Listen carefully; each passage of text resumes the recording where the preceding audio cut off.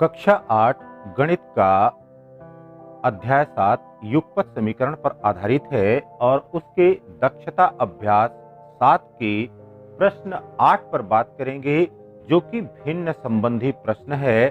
भिन्न संबंधी प्रश्नों को हल करने के लिए आपको बताया हुआ है कि सबसे पहले हम भिन्न को x बटे y के रूप में मान लेंगे, जिसमें अंश x के रूप में होगा और हर y के रूप में होगा।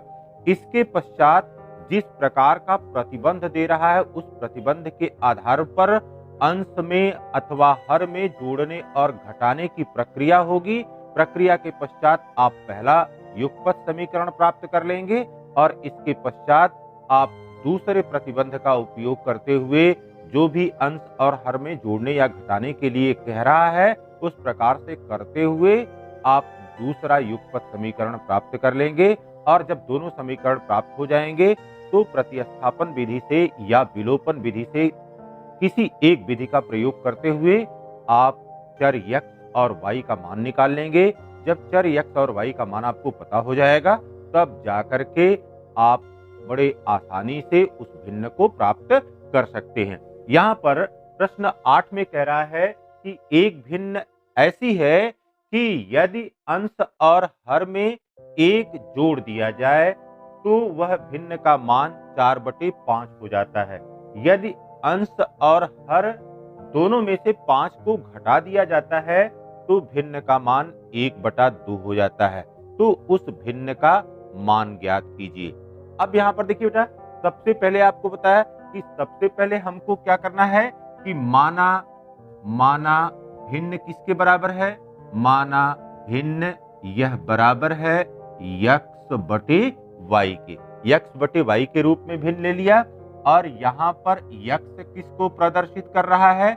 x यहाँ पर अंश को प्रदर्शित कर रहा है और y किसको प्रदर्शित कर रहा है, यहाँ पर हर को प्रदर्शित कर रहा है। तो ये मान लिया। पर देखिए, अब पहली शर्त यहाँ पर फर्स्ट जो शर्त है, उस शर्त के अनुसार, पहली शर्त के अनुसार क्या काम करना है। अब यहाँ पर शर्त लगाना है कि अंश और हर में 1 जोड़ दिया जाए। तो यहाँ पर देखिए, भिन्न हमारे पास क्या है, x बटे y है और कह रहा है कि अंश और हर में 1 जोड़ दें। तो यहाँ पर हो गया x प्लस 1 और नीचे हो गया y प्लस 1। तो यह x प्लस 1 बटे y प्लस 1 हो गया। तो भिन्न का मान कितने के बराबर हो जाता है, 4/5 के बराबर हो जाता है। अब क्या करेंगे, यहाँ पर इस प्रकार से x प्लस 1 बटे y प्लस 1 बराबर 4/5 हो गया। अब इसमें तिर्यक गुणा कर देंगे, तिर्यक गुणा करेंगे।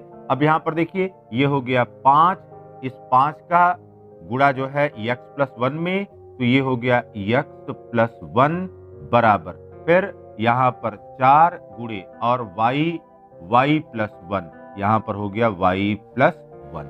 अब इस 5 का इसके समस्त पदों में गुणा कर दीजिए। तो ये हो गया 5x प्लस 5 का गुणा 1 में हुआ 5 बराबर, यहाँ पर 4y और प्लस 4।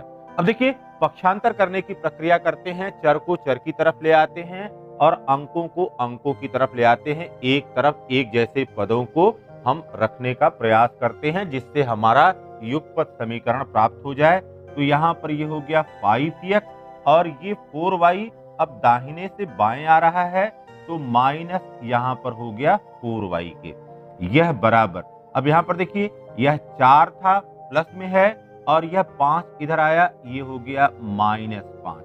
तो 5x minus 4y is equal to यहाँ पर हो गया -1 की। ये पहली शर्त के आधार पर पहला युगपत समीकरण हमने प्राप्त कर लिया। फिर आगे कह रहा है दूसरी शर्त। अब दूसरी शर्त क्या है, दूसरी शर्त के अनुसार, दूसरी शर्त यहां पर है, कह रहा है कि यदि अंश और हर दोनों में से 5 घटा दिया जाए तो भिन्न क्या थी हमारे पास, x बटे y के रूप में थी।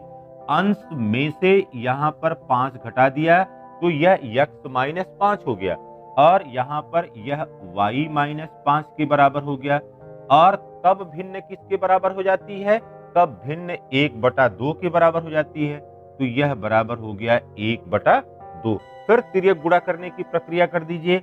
यहाँ पर अब इस 2 का गुणा x-5 में, तो 2 इंटू x-5 बराबर हो गया 1 इंटू y-5 के।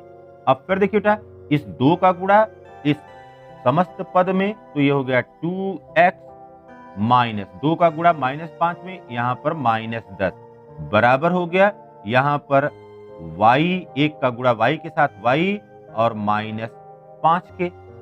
दिस इम्प्लाइज दैट, अब यहाँ पर देखिए हमने कहा कि चर को चर की तरफ ले आएंगे, तो ये हो गया 2x और y इधर की तरफ आया बाएं ओर, तो माइनस हो गया। फिर देखिए बराबर -5 है और 10 को इधर ले आइए दाहिनी ओर, तो ये हो गया +10।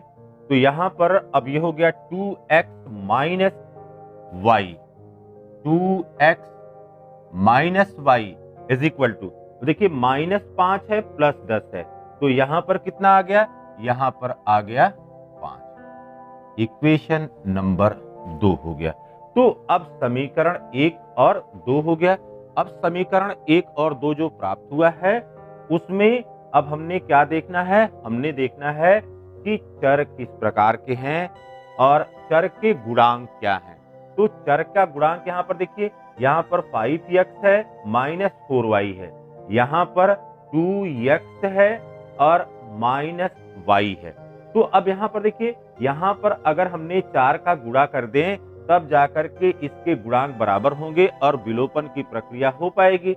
तो अब क्या करें, समीकरण 2 में हमने 4 से गुणा कर देना है। समीकरण 2 में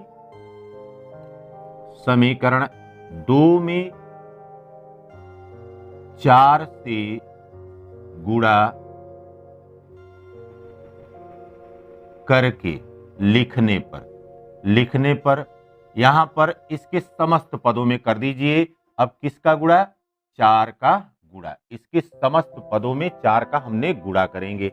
अब यहां पर देखिए 4 का गुणा करेंगे, तो ये हो गया 2 चौक 8 x माइनस 4y, यह बराबर हो गया 5 गुणे 4, यह बराबर हो गया 20 के।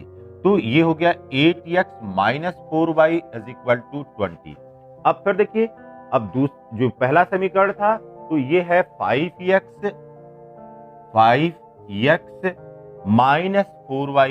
Minus 4y is equal to यहां पर -1 है। अब देखिए बेटा, यहां पर फिर आपको बताया हुआ है कि अगर एक ही प्रकार के चिन्ह होते हैं, गुणांकों को आपने बराबर कर दिया, गुणांक जब बराबर हो गए और चिन्ह एक ही प्रकार के हैं, दोनों में यदि धन चिन्ह है अथवा ऋण चिन्ह है, तो उस दशा में घटाने की प्रक्रिया होगी। तो यहां पर अब घटाने पर यहां पर घटाने की प्रक्रिया कर रहे हैं, तो ये देखिए माइनस हो गया, यहां पर माइनस हो गया। अब फिर देखिए यहां पर प्लस हो गया और यहां माइनस था, तो ये क्या हो गया, प्लस हो गया। अब देखिए यहां पर 8x है और यहां पर -5x है, तो 8 में से 5 चला गया, कितना हो गया, 3x हो गया। और यह -4y और +4y कैंसिल हो गया।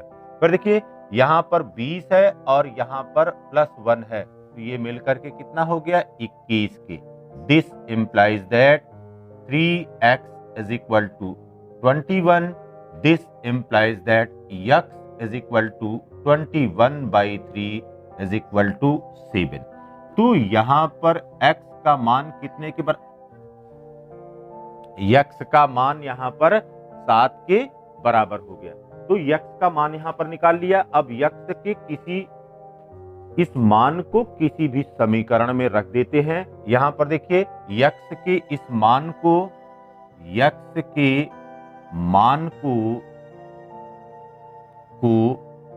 समीकरण 2 में रखने पर, समीकरण 2 क्या है, यहां पर समीकरण 2 है 2x minus y is equal to 5। This implies that, अब यहां पर हो गया 2 गुणे और यक्स का मान कितने के बराबर मिला हमको? 7 के बराबर। Minus y is equal to 5 के। दिस इम्प्लाइज दैट, ये हो गया 14 माइनस वाई बराबर 5 के। अब क्या करेंगे? अब हमने आपको बताया है कि चर को आपने अब कहीं पर भी, चाहे अंक हो या चर हो, यदि बाएं पक्ष से दाहिने पक्ष में जाता है या आता है तो उस समय चिन्ह परिवर्तित हो जाता है।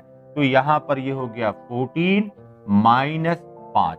5 को हमने दाहिने से बाएं तरफ किया और यह बराबर हो गया y के। y को हम बाएं से दाहिनी तरफ ले गए बराबर। तो y बराबर कितना मिल गया हमको? 9 मिल गया। तो अब यहां पर जो हमारे पास अंश था, अंश को हमने x माना हुआ था और यह बराबर 7 के आया, और हर को क्या माना हुआ था? y माना हुआ था। यह कितने के बराबर आया? 9 के बराबर आया। इसलिए अब यहाँ पर जो भिन्न है, यह भिन्न है x बटे y के, और हमारा परिणाम क्या मिल गया यहाँ पर? ये मिल गया 7 बटे 9 के। तो यहाँ पर जिस प्रतिबंध के लिए भिन्न दी गई थी, वह भिन्न यहाँ पर 7 बटे 9 के बराबर।